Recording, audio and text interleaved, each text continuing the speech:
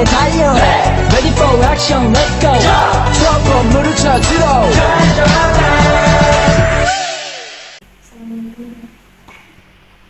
Apa ya?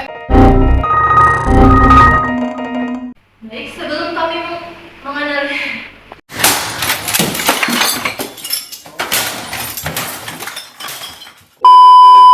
Assalamualaikum warahmatullahi wabarakatuh. Perkenalkan, saya Lutfi Fesia Putri Biasa. Saya Alika Putri. Saya Aditya Permana Sinaga. Dan saya Biro Indonesia. Kami dari kelompok 4 akan menganalisis film tentang Hotel Rwanda terkait dengan hukum humaniter internasional. Sebelumnya, di sini saya akan menjelaskan sinopsis dari Hotel Rwanda tersendiri. Hotel Rwanda adalah film yang mengisahkan kisah nyata tentang Paul Rusesabagina, seorang manajer hotel di Rwanda selama genosida tahun 1994. Paul, seorang Hutu, berusaha melindungi lebih dari 1.000 orang Tutsi yang mencari perlindungan di hotelnya saat konflik etnis mencapai puncaknya.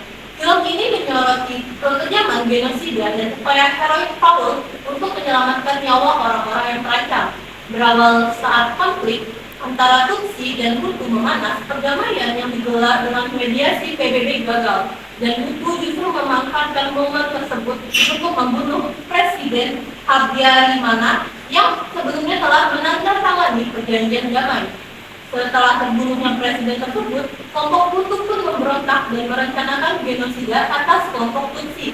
Saat itu, kota Rwanda benar-benar mencekam. Semua orang yang memegang KTP Tutsi akan langsung disiksa, diperkosa, dan berakhir dengan kematian. Baik, sebelum kami memulai analisis Hotel Rwanda terkait dengan hukum humaniter internasional, ada baiknya kami akan menunjukkan trailer dari film tersebut.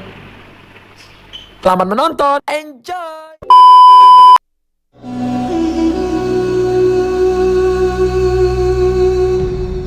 My name is Paul Rusesabagina. I am the house manager of the most luxurious hotel in the capital of Rwanda. A place that my family and I happily called our home until the day everything changed.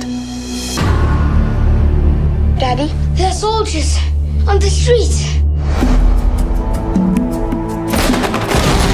They're killing everyone. It's a massacre.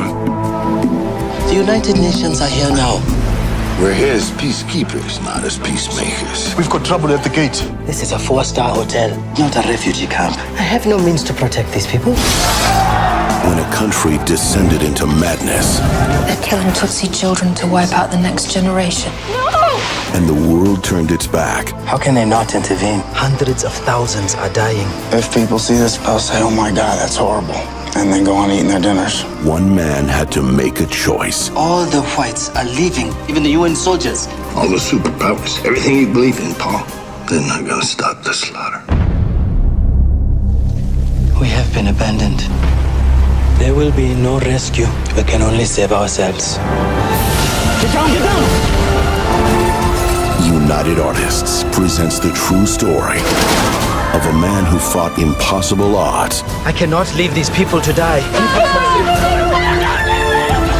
to save everyone he could. They say you led the massacres. You will tell them the truth. I will tell them nothing unless you help me. And created a place Go inside the hotel. where hope survived. You are a good man, Paul. We need to help one another. That is the only thing that is keeping us alive. Hotel Rwanda. Baik, selanjutnya akan saya analisis dalam konteks hukum internasional. Hotel Rwanda menyoroti ketidakmampuan komunitas internasional untuk secara efektif mencegah atau menghentikan genosida di Rwanda pada tahun 1994. Meskipun terdapat konvensi genosida yang menetapkan kewajiban untuk mencegah dan menghukum genosida, respon internasional terhadap peristiwa tersebut dinilai terlambat dan tidak memadai. Hal ini juga dapat menyoroti kompleksitas tanggung jawab perlindungan internasional dalam situasi krisis di mana kekuatan dan kehendak politik memainkan peran besar. Meskipun terdapat upaya penyelamatan individu oleh Paul Rusesabagina di mana menunjukkan kegagalan sistem internasional dalam menyikapi krisis kemanusiaan dengan cepat dan efektif. yang dimana salah satu pelanggaran hak asasi manusia yang diambil ialah genosida Rwanda 1994. Genosida merupakan satu dari 4 pelanggaran HAM berat yang berada dalam yurisdiksi Mahkamah Pidana Internasional. Pelanggaran hak asasi manusia berat lainnya ialah kejahatan terhadap kemanusiaan, kejahatan perang, dan kejahatan agresi. Dalam kasus Rwanda, dasar hukum humaniter internasional yang diterapkan termasuk Konvensi Jenewa 1949 tentang perlindungan korban perang dan 2 protokol tambahan tahun 1977. Konvensi Jenewa ini mengatur perlakuan korban terhadap perang, termasuk warga sipil selama konflik bersenjata. Protokol tambahan 1 dan 2 tahun 1977 menguatkan perlindungan terhadap populasi sipil yang menetapkan norma-norma lebih rinci dalam situasi konflik bersenjata. Dan juga penerapan hukum humaniter internasional bertujuan untuk melindungi nyawa, kebebasan, dan kehormatan individu serta mencegah penderitaan manusia yang tidak perlu selama konflik bersenjata. Selanjutnya akan dijelaskan oleh Aditya. Baik, protokol tambahan 1, yaitu 1. Perlindungan terhadap korban konflik bersenjata internasional, yaitu menetapkan prinsip-prinsip perlindungan tambahan bagi korban konflik bersenjata internasional, termasuk warga sipil, tawanan perang, dan mereka yang tidak ikut serta dalam pertempuran. Yang kedua, larangan penggunaan beberapa metode pertempuran, yaitu melarang penggunaan beberapa metode pertempuran yang dianggap tidak memadai atau menyebabkan kerusakan yang tidak proporsional. Yang ketiga, perlindungan terhadap objek dan properti yang penting kemanusiaan, yaitu menegaskan perlindungan khusus terhadap objek yang penting bagi kemanusiaan seperti tempat ibadah, rumah sakit, dan bahan yang diperlukan untuk keberlangsungan hidup warga sipil. Protokol tambahan kedua, yang pertama, perlindungan terhadap konflik bersenjata non internasional, mengatur prinsip-prinsip perlindungan untuk korban konflik bersenjata non internasional, termasuk warga sipil yang tidak terlibat dalam pertempuran. Yang kedua, perlindungan terhadap orang sipil dan propertinya, menjamin perlindungan terhadap orang sipil dan properti mereka, serta melarang serangan terhadap mereka. Yang ketiga, perlindungan terhadap tawanan perang, yaitu menetapkan standar perlindungan untuk tawanan perang yang ditangkap dalam konteks konflik bersenjata non internasional. Yang keempat, larangan penggunaan beberapa metode pertempuran, yaitu melarang penggunaan beberapa metode pertempuran yang dianggap tidak memadai atau menyebabkan kerugian yang tidak proporsional.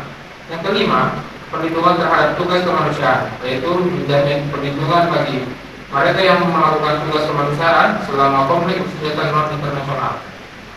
Nah, selain itu, kejahatan genosida dibuat dari melanggar hukum internasional, terutama Konvensi Penghapusan dan Pencegahan Kejahatan Genosida (PBB) pada tahun 1948 yang telah disebutkan sebelumnya. Penegakan hukum ini melibatkan upaya internasional, termasuk pembentukan Pengadilan Internasional untuk Rwanda atau ICTR untuk mengadili mereka yang bertanggung jawab atas kejahatan genosida. ICTR sendiri mempunyai kewenangan untuk mengadili genosida, kejahatan terhadap kemanusiaan, dan pelanggaran pada pasal 3 Konvensi Jenewa dengan protokol tambahan 2 yang dilakukan antara tanggal 1 Januari dan 31 Desember 1994 oleh warga Rwanda di wilayah Rwanda dan di wilayah negara tetangga serta warga negara non-Rwanda atas kejahatan yang dilakukan di Rwanda tersebut. ICTR ini pula didirikan untuk menanggapi keadaan tertentu di Rwanda sebagai tindakan untuk berkontribusi terhadap pemulihan dan pemeliharaan perdamaian. Kemudian ada pun dasar hukum yang dipakai dalam konteks kejadian yang dilakukan dalam total Rwanda ini, yaitu mengacu pada beberapa dasar hukum yang dapat diidentifikasi. Yang pertama yaitu Konvensi Genosida PBB pada tahun 1948, yang kedua Konvensi Jenewa tentang perlindungan warga sipil di waktu perang atau pada tahun 1949, yang ketiga tanggung jawab negara, dan yang keempat yaitu Pengadilan Kejahatan Internasional Rwanda atau ICTR.